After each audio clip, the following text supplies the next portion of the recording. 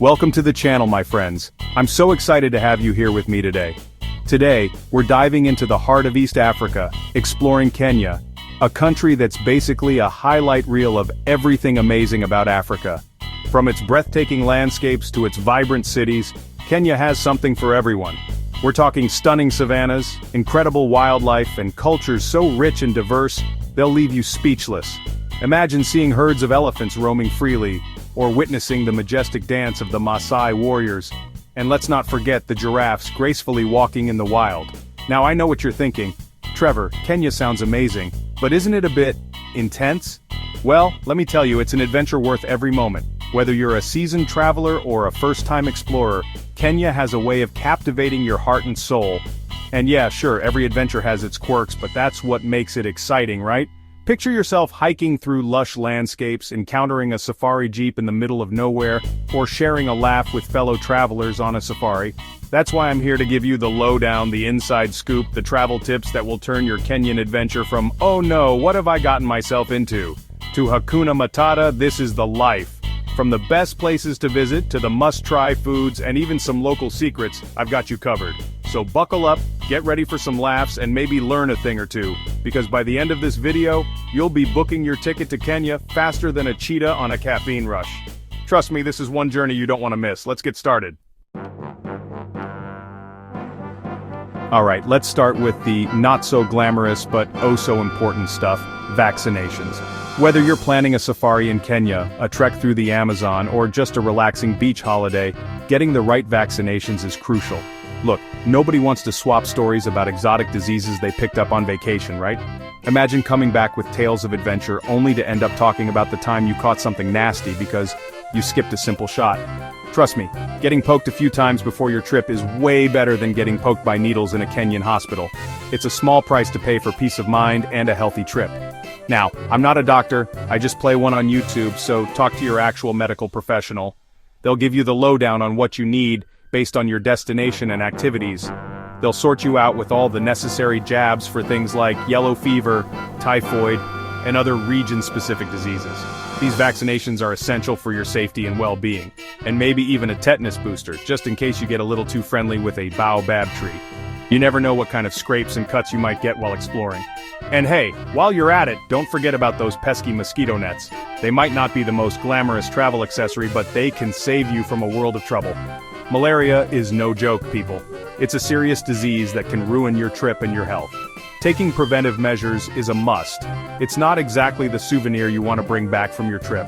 Instead, focus on bringing back memories and mementos, not illnesses. Think of it this way. A little prevention now means more time enjoying that Kenyan sunshine later. So, get your shots, pack your mosquito net, and get ready for the adventure of a lifetime.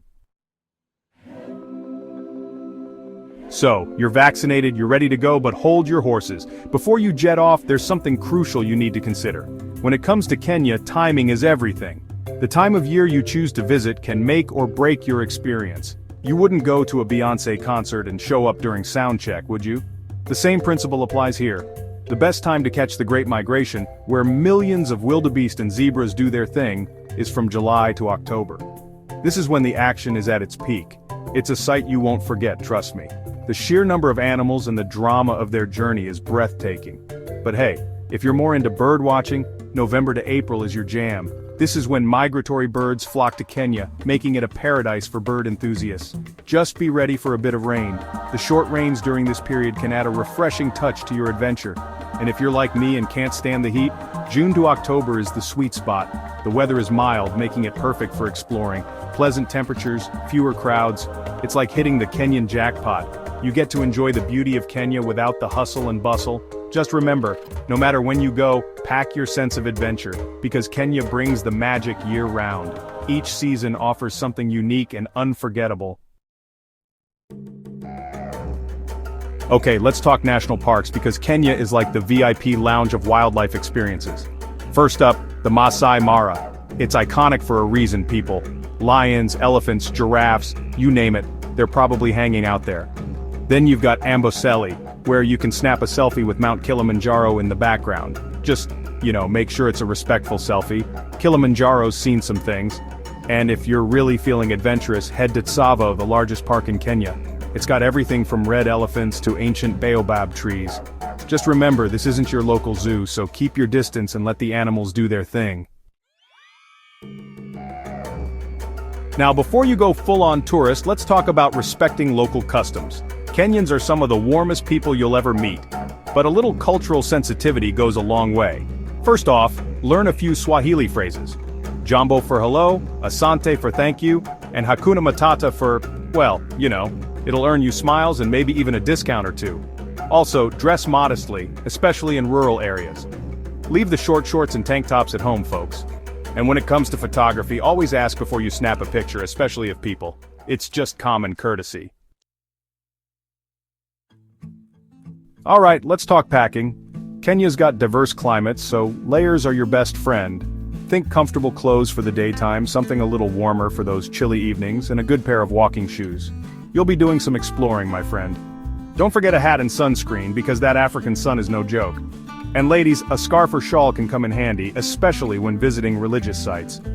Oh, and one more thing, pack light. You don't want to be that person wrestling with a giant suitcase while everyone else is off spotting lions. Trust me, less is more when you're on safari. Now let's talk safety.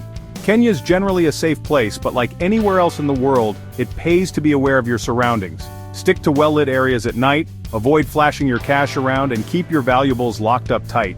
When it comes to food and water, stick to bottled water and avoid eating from street vendors, no matter how tempting those samosas might look. And listen, I know those wild animals are mesmerizing, but always keep a safe distance. Remember, they're wild, not animated Disney characters. And if you're ever unsure about something, don't hesitate to ask your tour guide or a local. They're the experts after all. Speaking of wildlife, let's talk about how to be a responsible tourist. Remember, you're a visitor in their home, so treat it with respect. Don't litter, don't feed the animals, and definitely don't try to ride them. Seriously, folks, leave that to the professionals. Keep your distance, use binoculars instead of getting up close and personal, and remember, a good safari photo captures the animal in its natural habitat, not posing for a selfie. And lastly, be mindful of the noise level. You're not at a tailgate party, so keep it down and let everyone enjoy the sounds of nature. Alright, let's talk food because Kenyan cuisine is a delicious adventure for your taste buds. First up, nyama choma, which is basically grilled meat heaven. Think succulent beef, goat, or chicken, cooked to perfection over an open fire. Then you've got ugali, a staple food that's kind of like a thick porridge, perfect for soaking up all those delicious sauces. And for a taste of the coast, try some Swahili biryani, a fragrant rice dish, packed with spices and your choice of meat or seafood. Don't be afraid to step outside your comfort zone and try something new. You might just discover your new favorite dish. Now let's talk transportation. Kenya's got options, my friend. For longer distances, domestic flights are your best bet. They're relatively affordable and can get you from Nairobi to the Mara in a jiffy. For shorter hops, matatus are the way to go. These privately owned minibuses are a true Kenyan experience. Just be prepared for a bit of a squeeze and maybe some interesting music choices. And if you're feeling adventurous, you can always rent a car and explore at your own pace. Just remember, Kenyan roads can be a bit unpredictable, so proceed with caution. Finally, let's talk about giving back. Tourism can be a powerful force for good, so let's make sure we're leaving a positive impact on the communities we visit. Support local businesses whenever you can, whether it's buying souvenirs from local artisans or having dinner at a family-run restaurant. Those shillings go a long way. Consider visiting a local school or community project to learn more about the challenges and triumphs of everyday life in Kenya. And if you're feeling really inspired, donate to a local charity or conservation organization. Remember, travel is not just about seeing new places. It's about connecting with people, experiencing different cultures, and leaving the world a little bit better than we found it. So there you have it, folks. Your crash course in all things Kenya. I hope these tips have inspired you to book that trip and experience the magic for yourself. Remember, travel is the only thing you buy that makes you richer. So pack your bags, grab your sense of adventure, and get ready for an unforgettable journey. And hey, if you happen to see a lion on safari, tell him Trevor said hi. Just, maybe not from too close. Thanks for watching, and as always, stay curious, my friends. If you found these tips helpful, don't forget to like, comment, and subscribe for more travel advice and destination guides. Safe travels.